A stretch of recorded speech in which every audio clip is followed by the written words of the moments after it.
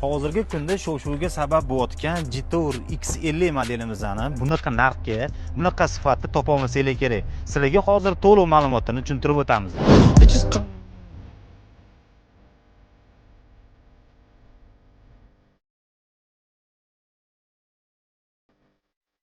Bu mashinamizning sifatiga keladigan bo'lsak, 1.5 turbina.